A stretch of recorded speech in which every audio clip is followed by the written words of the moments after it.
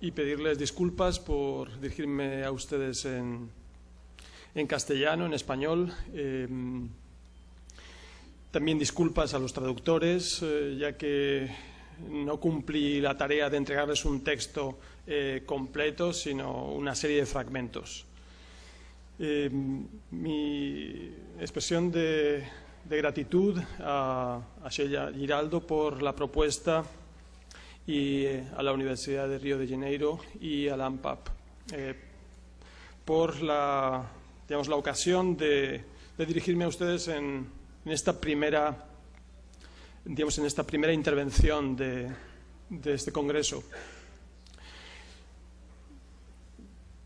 Sería muy arrogante por mi parte pensar que yo tengo algo que contarles a ustedes que pueda interesarles, porque voy a hablar de un caso muy específico, local, de una institución a la que pertenezco, al Museo Reina Sofía, pero acepté fundamentalmente por la posibilidad que me ofrecía esta ocasión de venir a aprender de experiencias ricas y posiblemente no afectadas por esa sombra de la crisis y un cierto sentimiento de decaimiento que es perceptible al otro lado del Atlántico.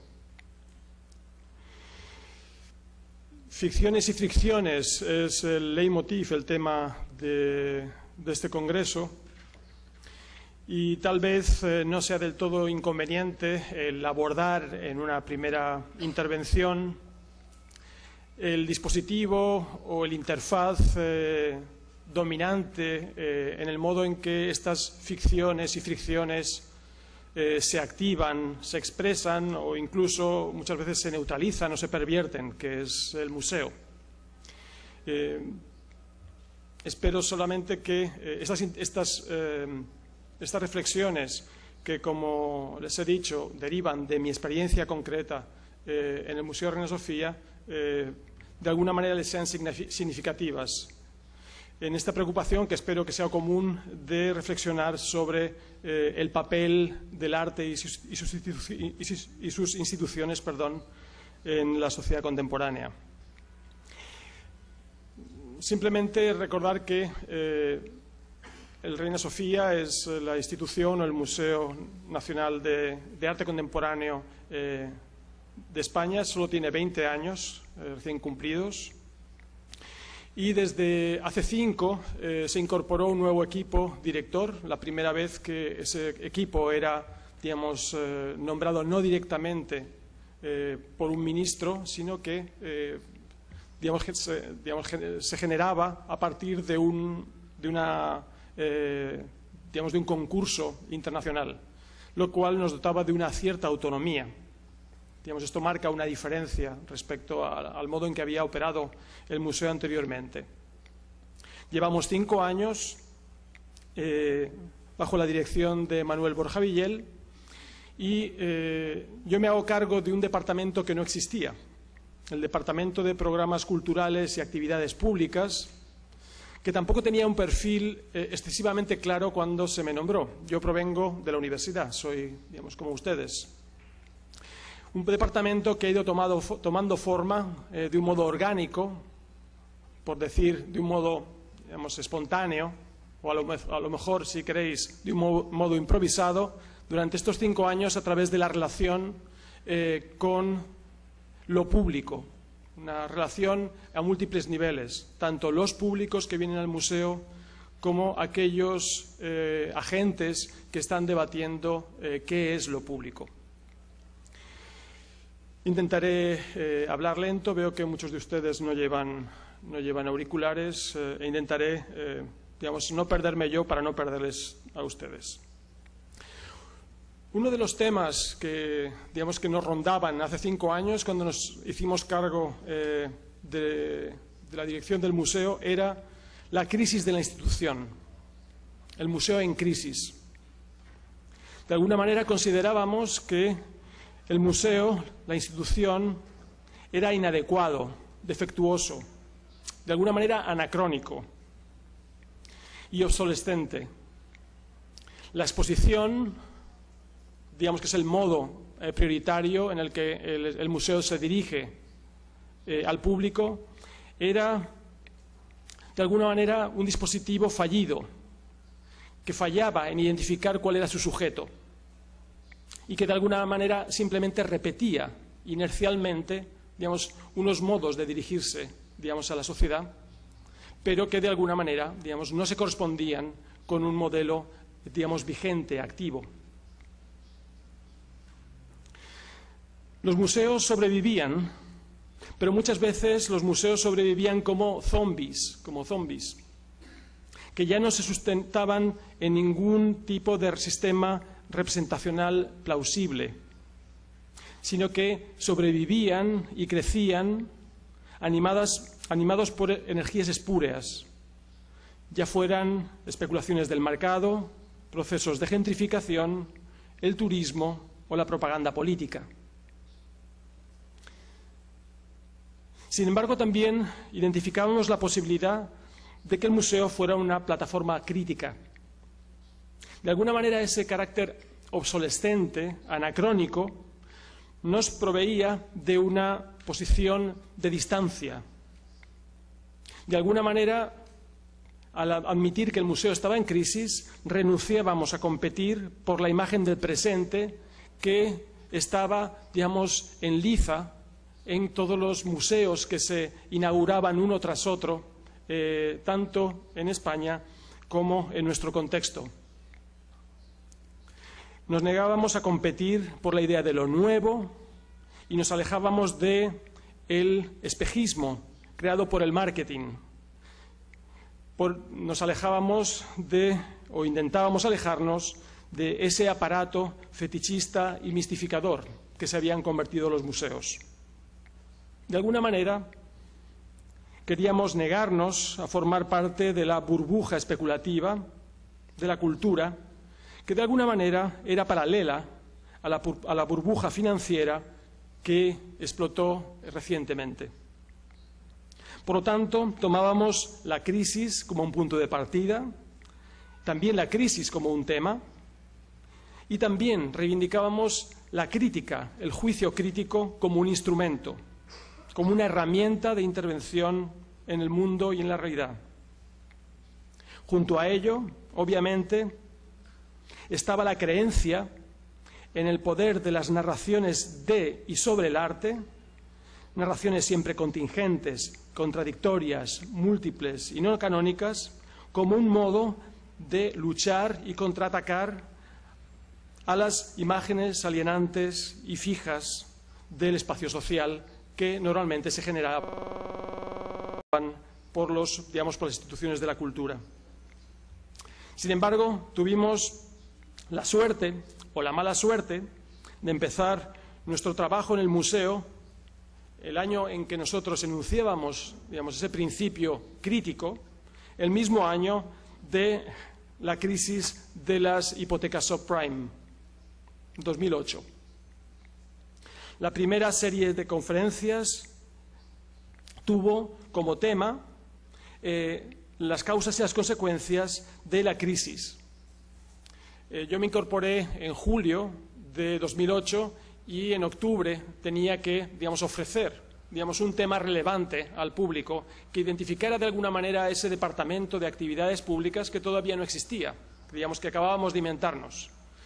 Y lo que hicimos fue llamar a una serie de intelectuales, entre ellos Gerald Raunic, Brian Holmes, David Harvey, Mike Davis, Immanuel Wallerstein, Andrea Fumagalli, Maurizio Lazzarato o el propio Tony Negri y Michael Hart, para que vinieran a analizar, a abordar qué era eso que estaba viniendo y que todos denominaban como crisis.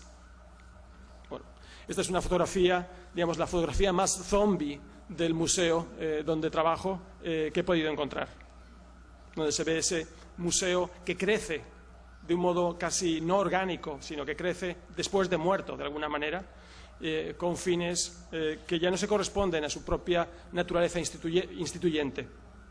Este es el patio del Museo Reina Sofía, de la ampliación de Jean Nouvel. De alguna manera, las ampliaciones de los museos europeos y norteamericanos son la mejor evidencia de este estado zombie del museo, que crece después de su muerte institucional. Bueno, esto simplemente es una imagen de este arte de la crisis, como denominamos en nuestro primer ciclo de conferencia. Es curioso porque las grabaciones de estas conferencias ahora se han convertido en un documento escalofriante y profético de lo que iba a ocurrir, al menos en Europa, en los años siguientes. Pueden encontrar sus grabaciones en nuestra página web. Nosotros, adheríamos a esa idea de que el capitalismo había entrado en una crisis sistémica y lo hacíamos desde el museo. Bueno, aquí estamos con el amigo Toni Negri. Hoy, en 2012, la crisis ya no es un tema ni una posición, sino que es el mundo en el que vivimos. Hoy en día España tiene más de un 25% de desempleo y una proporción que le dobla entre la población menor de 35 años, un 55% de desempleo. Sin embargo, la española no es solo una crisis financiera o no es simplemente parte de la crisis del capitalismo global. Es también una crisis que afecta al modelo político y al régimen ideológico en el que hemos vivido en los últimos 40 años. El hecho de que nuestro rey tuviera que pedir disculpas por haber estado cazando en Botswana elefantes es simplemente, una anécdota, de humor que sintomatiza esta situación de crisis. La nuestra es una crisis que ha sido denominada recientemente la crisis de la cultura de la transición. Tal vez algunos de ustedes sepan que transición denominamos por esta palabra al proceso que siguió a la muerte del dictador Francisco Franco y que derivaría en el régimen actual democrático. Por lo tanto, se ha dicho que estamos en una crisis ideológica de esta cultura de la transición. Una cultura de consenso y de paz social sobre las bases del capitalismo consumista, que de alguna manera transfería de un modo suave el poder soberano de las estructuras de una dictadura a aquellas de una monarquía parlamentaria.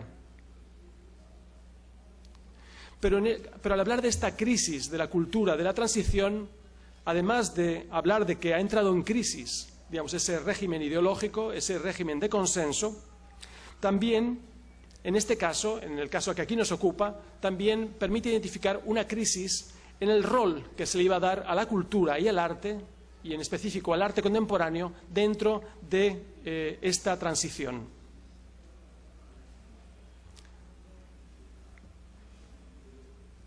La nueva España, la España democrática, iba a ser presentada ante el mundo como un país de cultura. El destino del turismo cultural como si la guerra civil y los 40 años de dictadura nunca hubieran ocurrido.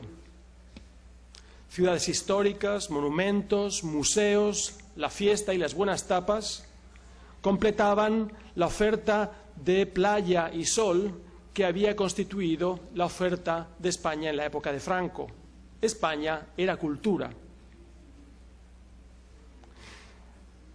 Si esto ocurría hacia afuera, también ocurría hacia adentro. De alguna manera, la cultura fue utilizada como un modo adecuado para representar las complejidades y las contradicciones de nuestra sociedad democrática.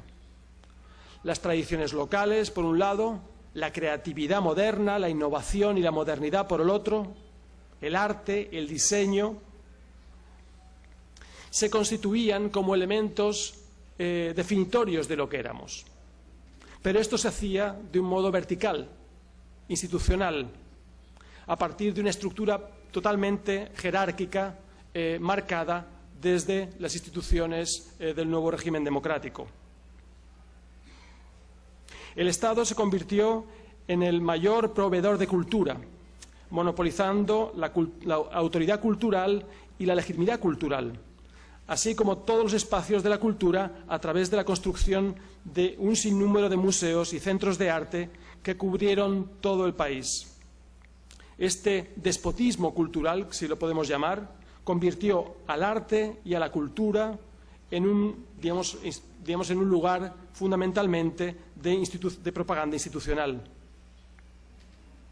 Paradójicamente, esta protección socialdemócrata de la cultura vehiculaba los valores y los ideales de progreso, iniciativa privada y modernización que seguían las ideologías mercantiles del neoliberalismo. Posiblemente el mejor ejemplo, lo que mejor encarna esta cultura de la transición, sea la llegada a España en 1981 del Guernica. Saben ustedes que el Guernica estuvo, fue encargado por la República, la Segunda República Española, para el pabellón de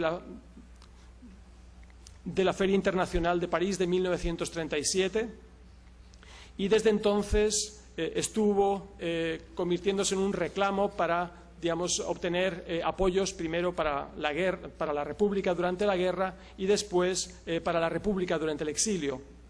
Finalmente acabaría en el Museo de Arte Moderno de Nueva York y, a partir de una serie de complejas negociaciones diplomáticas, se determinó que volviera a España en 1981, 6 años después de la muerte del dictador. Curiosamente, Estados Unidos estaba enormemente interesado en la vuelta del Guernica, ya que de alguna manera la presencia en Nueva York de este residuo del antiguo régimen impedía una relación comercial mucho más fluida con la nueva España democrática. Quienes estaban más en contra de la vuelta del Guernica era la familia Picasso. La familia Picasso, de alguna manera, todavía veía con recelo el régimen democrático español y, no estaba convencida de la irreversibilidad del proceso democrático. De hecho, en 1981, el mismo año en que viene el Guernica a España, se produce también un intento de golpe de Estado en España. En 1981, en febrero, el teniente coronel Tejero, un guardia civil, entra en el Congreso de los Diputados e intenta acabar con el proceso democrático. Es interesante el proceso que lleva a cabo el Guernica. El Guernica, de alguna manera, supone una transubstanciación, o la vuelta del Guernica supone una transubstanciación del significado de la obra de Picasso. Una obra que durante 40 años había significado la resistencia ante cualquier violencia totalitarista, que había significado también la resistencia de izquierdas contra el franquismo. De repente, con su vuelta a España, se convertía en justamente la imagen del consenso, en la sutura de la ruptura. Se utilizó ideológicamente como, un verdadero bálsamo que devolviera a España su integridad perdida. Curiosamente, así, el arte contemporáneo, el arte de vanguardia encarnado por su mejor representante español, Picasso, y por su obra magna, el Guernica, se iban a convertir así en la cultura oficial del nuevo régimen. El Guernica era a la vez vanguardia y a la vez era la imagen del consenso y de la nueva España. Saben que durante al menos 10 años estuvo cubierto por una urna de cristal, una urna que curiosamente tiene la misma forma y no casual de una urna democrática de votar, y que se justificaba por el peligro que podía tener la obra de ser dañada por las guerrillas de extrema derecha, por los nostálgicos del franquismo. De hecho, no hacía mucho que unos grabados de la suite Volar de Picasso habían sido dañados por extremistas de derecha en Madrid. Sin embargo, a mí me gusta también, digamos, revertir la historia o revertir, digamos, el significado de esta urna, que yo creo que no simplemente estaba protegiendo la obra de la agresión de fuera, sino que de alguna manera esta urna se convertía en una especie de parapeto o de protección que aminoraba, difuminaba el efecto de desestabilización que todavía tenía el Guernica como imagen de la resistencia antifranquista. Digamos, de alguna manera se pretendía proteger la España de la transición, la España del consenso, la España de la paz social, de esa llamada a las armas, esa llamada a la protesta que todavía contenía el Guernica. Por lo tanto, este cristal suponía todavía el hecho de que esta transustanciación del cuadro no estaba completa. No iba a ser sino hacia 1994, 13 años después de su llegada a Madrid, cuando definitivamente se quitaría el cristal. Ven aquí, es interesante ver a un guardia civil guardando el cuadro. El Reina Sofía se fundó de alguna manera como templo para guardar el Guernica, que en principio iba a estar en las dependencias del Museo del Prado y que se trasladaría en el 92 al nuevo Museo Nacional Centro de Arte Reina Sofía. El Reina Sofía, por lo tanto, nace con un enorme contenido ideológico y de alguna manera enmarca el significado del arte contemporáneo, del arte de vanguardia para la sociedad española. Una sociedad española que durante 40 años había absolutamente ignorado el arte contemporáneo. Francisco Franco, aunque excepcionalmente utilizaría el arte de vanguardia para demostrar pretendidamente la modernidad de España al extranjero, tenía una noción de cultura mucho más tradicional e identificada con los valores que se guardaban en el Museo del Prado, nuestro vecino. Por lo tanto, la sociedad española tenía muy poco conocimiento y ningún hábito de acercarse al arte de vanguardia, que sin embargo ahora, en el nuevo régimen democrático, se consideraba como cultura oficial. El Reina Sofía tuvo el rol, la misión de crear ese hábito social de ir a exposiciones, de hacer cola. Aquí os enseño alguna de estas imágenes, de ir a ver exposiciones que no existía. También se iba a convertir en el prototipo de institución artística contemporánea que iba a proliferar por toda la geografía española.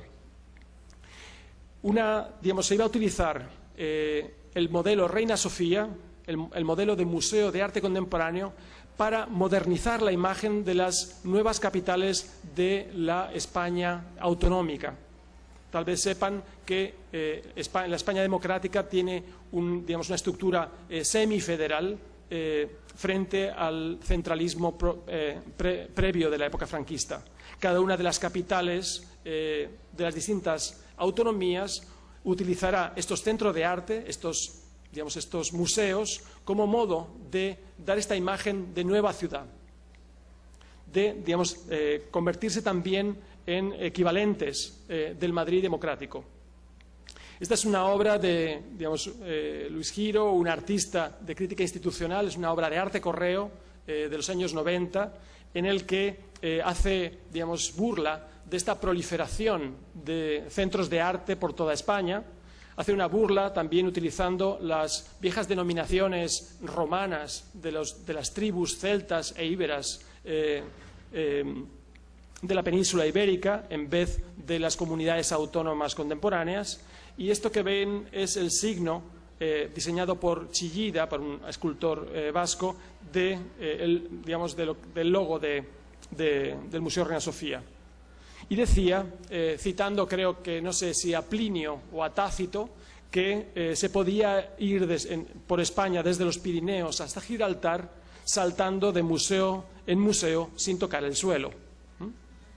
No sé si saben esta cita, no sé si es que no he llegado a comprobar si es Plinio o Tácito, un autor romano, que decía que la península ibérica se podía cruzar de árbol en árbol, una ardilla, ¿no?, desde los Pirineos hasta Gibraltar. Lo importante es que estos museos servían para no pisar el suelo. La función ideológica de estos centros de arte era la de que los ciudadanos no pisaran el suelo, sino que utilizaran estos museos para generar una especie de cultura paralela, de cultura que en ninguna manera se cruzaba con la realidad social compleja, traumática en muchos sentidos, que estaba viviendo el país durante esas décadas. La proliferación de centros de arte y museos en España durante los últimos 20 años casi roza, el esperpento. Aquí simplemente les traigo una imagen de una revista que incluso se hizo para anunciar la programación de tanto centro de arte como había.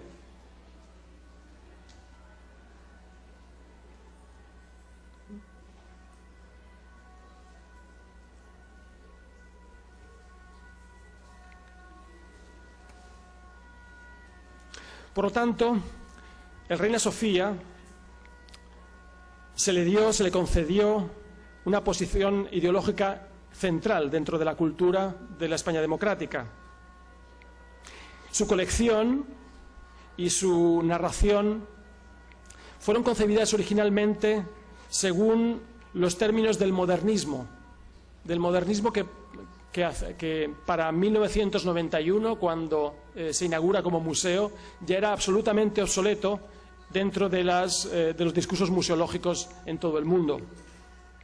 El Reina Sofía, de alguna manera, se iba a convertir en el epígono de todos los museos modernistas occidentales, aunque siempre como museo provincial, excepto por el Guernica y unas pocas piezas de Miró y Dalí y alguna otra de Picasso, porque ya no nos podíamos permitir el comprarlas.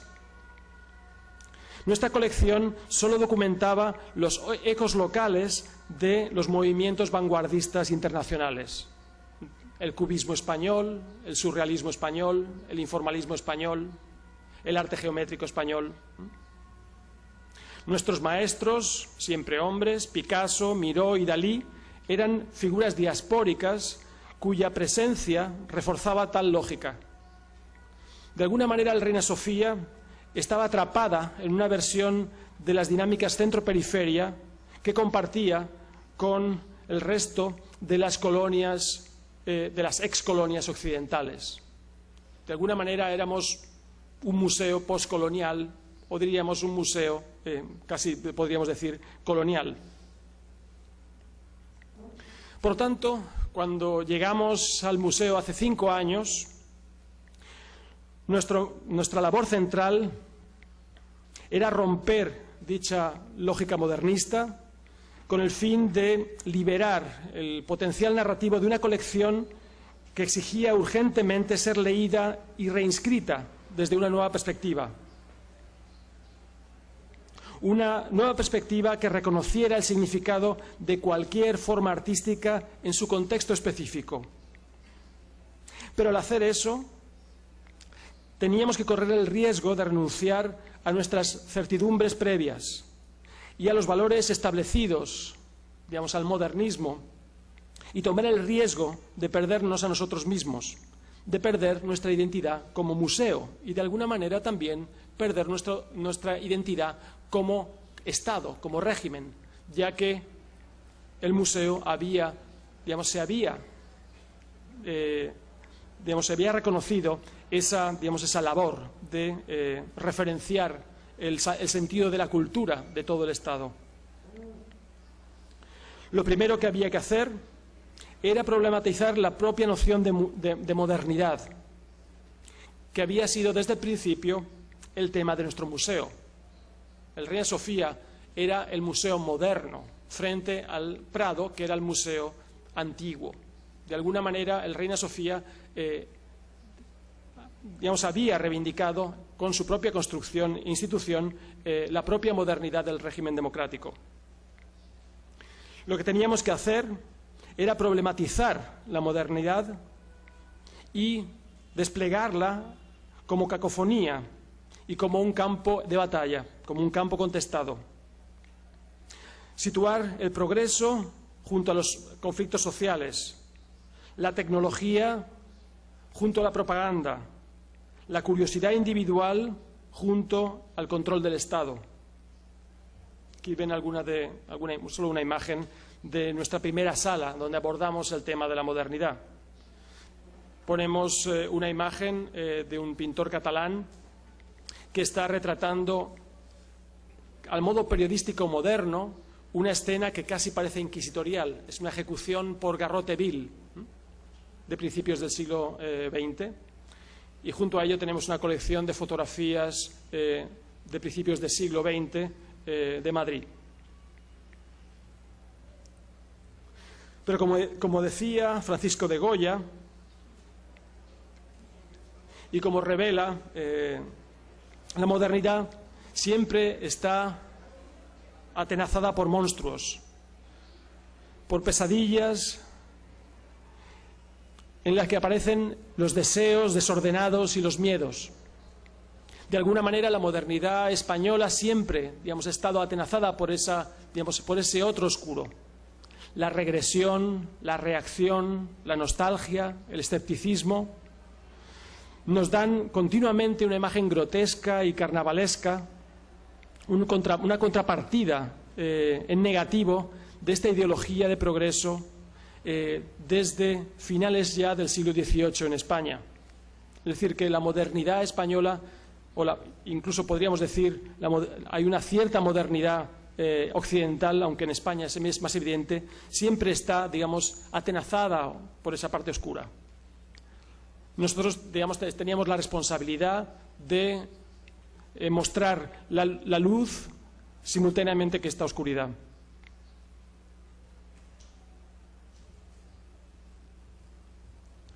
El pasado noviembre inauguramos la última sección, todavía, la tercera sección de nuestra colección, que la denominamos de la revuelta a la posmodernidad, siendo el título. Este título, me fue pedido por los periodistas en agosto, con el calor, y no pude imaginar nada más preciso. Es una de mis funciones, es el dar títulos a cosas que ya están hechas y de repente tienes que darle un título. A veces uno está más inspirado y otras veces menos. Lo que ocurre es que siempre los títulos a posteriori pueden ser deconstruidos. Pusimos 1962-1982. Y lo iniciábamos, y esto era lo interesante, porque es la última sección de la colección, con una película que es La batalla de Argel, de Pontecorvo. El punto de partida de nuestra narración del arte desde los años 60 ya no era la revuelta estudiantil de París, sino el proceso violento de independencia de Argelia, junto con la Revolución cubana y su impacto en Europa. Es decir, que al poner nuestro inicio, intentamos hacer un desplazamiento respecto a lo que se suponía que tenía que ser el inicio de, una reflexión sobre la cultura en un museo situado al sur de Europa, y decidimos poner como el origen o situar la genealogía de nuestro presente en el proceso de descolonización. Este cambio en énfasis histórico nos permitía proyectar una imagen totalmente diferente a las narraciones que íbamos a hacer a partir de ese momento hasta los años 80. Es decir, que era fundamentalmente un giro retórico, estratégico, si quieren. De cierto modo es una provocación que de alguna manera nos obliga a tomar una serie de decisiones sucesivas. Esta es la primera sala con la película de Pontecorvo. En los museos tendemos a pervertir, a prostituir al cine, porque nadie, desgraciadamente, puede ver la magnífica película de Pontecorvo durante todo el tiempo. Es simplemente un gesto retórico, pero es una película tan llena de imágenes dotadas de una enorme violencia que solo, digamos, que solo su propia presencia servía para contextualizarte. Junto a ella, pues mostrábamos algunas vitrinas con reflexiones francesas sobre el proceso de descolonización y también la visita de Simone de Beauvoir y Jean-Paul Sartre a Cuba, fotografiada por Bardá, por Agnès Bardá. Esto, como les digo, nos permitía introducirnos en lo que venía a continuación de un modo diferente. Y así, la primera sala de obra, propiamente dicha, aparecía el artista centroeuropeo, el artista, digamos, occidental por excelencia, como un tonto, como un payaso, alguien que ha perdido totalmente la centralidad y que solo puede decir verdades desde el margen. Esta es una obra de Filiu. Tenemos también una obra de Falström que habla de las utopías y sus represiones, aunque la sitúa en Chile. Tenemos obras de Brecht, donde aparece como, digamos, casi aparece la sombra del artista. Ya no aparece el artista como ejecutor de una promesa, sino, digamos, como una ausencia. Ese recorrido nos llevaría, tras traspasar un desierto que es el del minimalismo norteamericano, nos llevaba a la obra de Tropicalia de Elio Itisica, que después de ese desierto vacío del minimal nos devolvía digamos, la promesa de la vanguardia, aunque absolutamente pervertida o devorada y, digamos, regurgitada de nuevo en una nueva forma y en otro lugar, que ya no era Europa, ni siquiera era Estados Unidos. Junto a la crítica postcolonial o la crítica del presente como resultado de los procesos de descolonización y neocolonización capitalista, también introducíamos el otro eje, el otro elemento de crítica fundamental que era el otro eje de crítica fundamental del sujeto moderno, que era el feminismo. E introducíamos por primera vez, aunque, digamos, esto pueda sonar anacrónico, una sala dedicada al feminismo y al arte feminista en el Museo Reina Sofía, en el Museo de Arte Contemporáneo. También aprovechábamos esa primera sala para poner por primera vez artistas españolas. Digamos, el primer artista español que aparece en todo este recorrido son mujeres y mujeres feministas.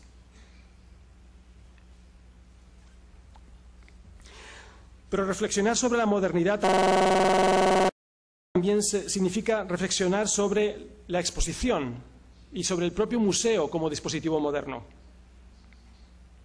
Y de alguna manera estos despliegues de la colección que les estoy contando venían atravesados por exposiciones temporales como la de Karl Lenstein o la de Atlas, que reflexionaba sobre el modelo de Warburg, o Locus Solus, sobre Ramón Roussel, que de alguna manera, una tras otra, investigaban y proyectaban una luz crítica sobre qué significa el mostrar visualmente al espectador en un espacio imágenes y, digamos, reflexionar sobre las implicaciones epistemológicas y políticas y los regímenes estéticos que están detrás de esa tradición con la que se vincula el museo y cómo, digamos, esos regímenes de alguna manera están en crisis. Estas exposiciones, no sé si alguno de ustedes ha tenido oportunidad de verlas, tienen esta sensación ambivalente, doble. Por una parte, de reconocimiento de todo un régimen visual, tal como lo exploran los artistas. Sin embargo, también a través de esa propia compulsión del artista, también se pone en evidencia la fractura, se pone en abismo ese mismo régimen. Y, de alguna manera, nos servía para reflexionar críticamente sobre nuestro propio sistema moderno, que era el del museo, que es el que somos.